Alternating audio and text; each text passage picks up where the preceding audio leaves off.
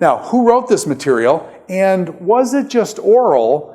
In other words, did this material that's coming down to us in our Pentateuch and things, was this oral, or was it written, or how did it come down? And there'll be big debates over this tension between this writtenness of it and the oralness of it.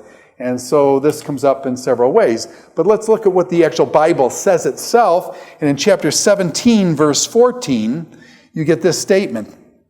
Then the Lord said to Moses. How is God communicating with Moses? Is it oral or written? And the Lord said to Moses. Okay, God's speaking to Moses. Moses apparently is hearing it. It's oral. From God to Moses is oral. And you say, okay, Hildebrandt, but what about the Ten Commandments? Was that oral or was that written? Okay, that was written. God wrote down the Ten Commandments right in the stone, right? So God actually wrote that himself. Okay, so but here and in most places, God's speaking to Moses, and he tells Moses, he says, write this on a scroll as something to be remembered. God commands Moses to write down what God said. So God's going to speak to Moses. Moses is going to write it down. Okay? So is this Pentateuch, is this all oral tradition handed down by hundreds of years? Or is this stuff written down? God says it. Moses is commanded to write it down on the spot. Okay? So that's an important thing. Now Moses, by the way, does that assume that Moses can write? Does that assume that Moses can write? Yeah.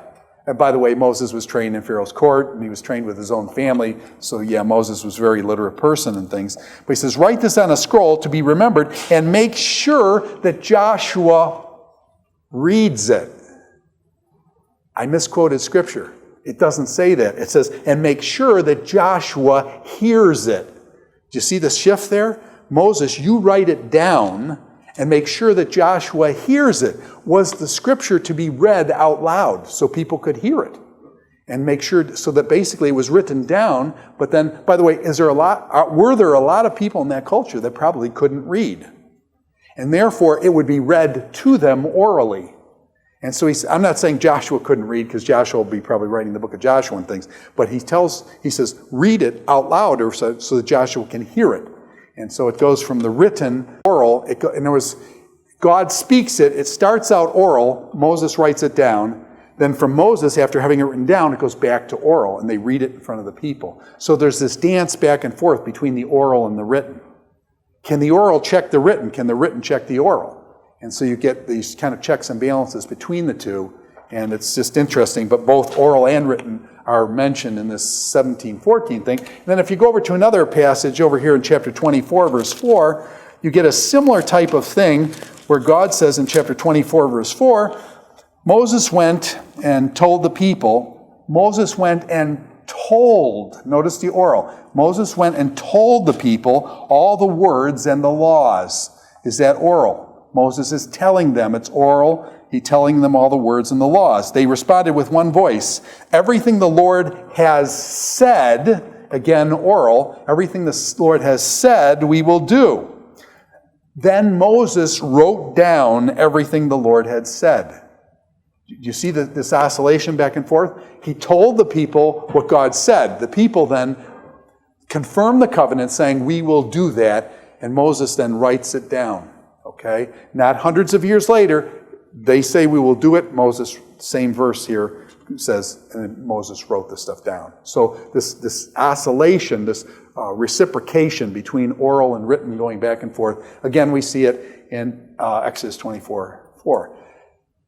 Now, if you jump over to the New Testament, it's interesting in the New Testament, John, in the book of John, fourth gospel, in the fourth gospel it says, 1 John, or John chapter 1, verse 17, it says, for the law was given through whom?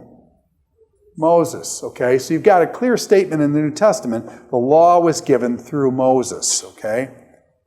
Now you say, Hildebrandt, why are you making a big deal of this? Moses wrote it, things like that. Do you realize that the critics, what's one of the big things critics always do? This is, you can tell, and they do the same thing every time. You take a book of the Bible, and it says, the Psalms of David, and what will the critics do? They'll say, well, it says Psalms of David, but it doesn't really mean that, because David didn't really write that, okay? Isaiah, the prophecies of Isaiah. well, it really isn't really Isaiah and stuff, and so they throw out Isaiah, throw out David, says Samuel, but obviously Samuel doesn't write it, it's out. Moses, well, Joshua, Joshua wasn't writing either, boom, and these things. And they basically, what they do is they go through and do a hit job on any of what the Bible says these guys are authors. The critics will basically go through and they try to dissect the author from the writing. Now, why would they do that? You try to get rid of the author from the writing. And what they're trying to say is these things are handed down and stuff, which means then that there's just legends and stuff, that they're not really historical. It's not really from the real person. That these are just legends about the person. And then what does that do? Do you see how that undermines the historicity of the Scriptures? So that technique then of removing the authors and things like that is pretty common. Moses gets hit big time. Yeah, Hannah? Which of those verses was the law was given through Moses? John chapter 1 verse 17 says, for the law was given through Moses. Now here, Jesus himself makes some comments in John 7 verse 19 to 22. Let me just read these verses.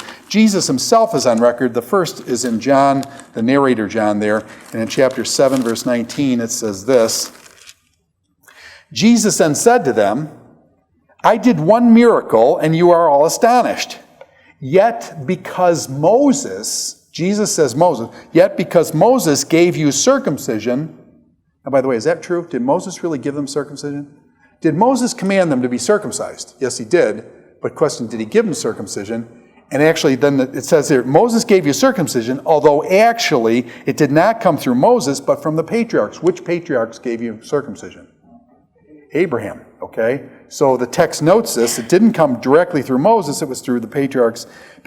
You circumcise the child on the Sabbath. Now, if a child can be circumcised on the Sabbath so that the law of Moses may not be broken, why are you angry with me for healing this guy, this man, making this man whole on the Sabbath? Stop judging mere appearances and make right judgment.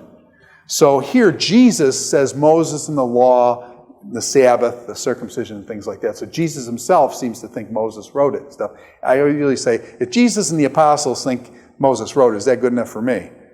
Yeah, I have to think Jesus is God, so it's pretty good.